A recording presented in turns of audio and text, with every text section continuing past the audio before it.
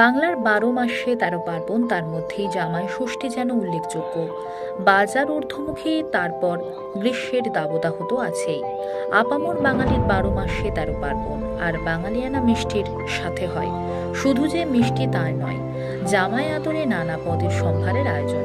বহু ক্ষেত্রে কর্মক্ষেত্রের জন্য বিদেশে থাকে, তাই আজকের বিশেষ দিনে শাশুড়ি মায়েদের আবদার মেটাতে ভার্চুয়াল জামাই ষষ্ঠীও পালন হল পূর্ব মেদিনীপুরের কাঁথি ৩ নম্বর ব্লকের দৈশাই গ্রামে ভূঁইয়া পরিবারের কর্তা পেশায় শিক্ষক রসময় ভূঁইয়া গত হয়েছেন বছর ২ হল।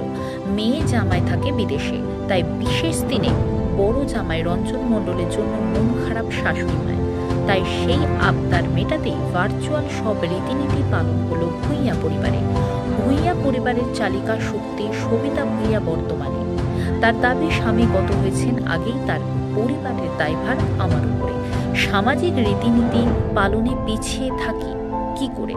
বড় জামাই দুবাই থাকে, কোম্পানি সার্ভিস ছুটি বছরে একবার, তাই এরকম বাধ্য হয়ে মোবাইলের মাধ্যমে জামাই ষষ্ঠী পালন করা হলো।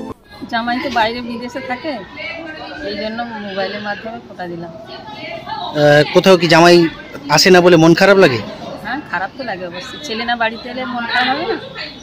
সবাই এসছে, এসে আসেনি, মন তো প্রচুর খারাপ। জামাই কোথায় থাকে? জামাই দুবাইতে থাকে। উনি আসেন না এখানে?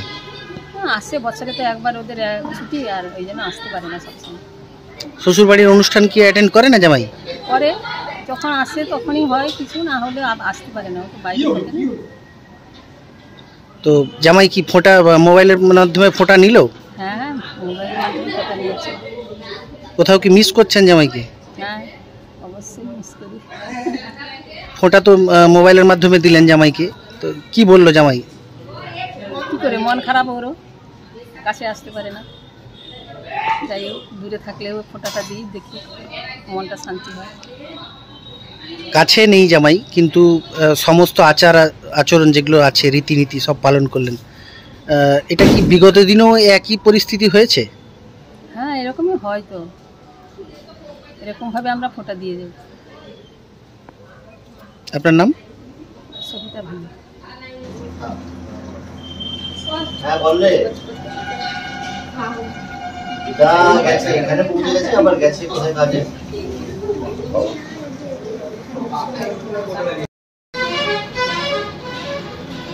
বলুন বলুন।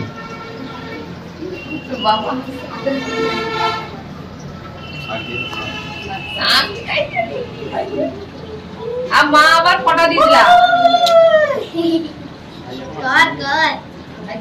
উলুতে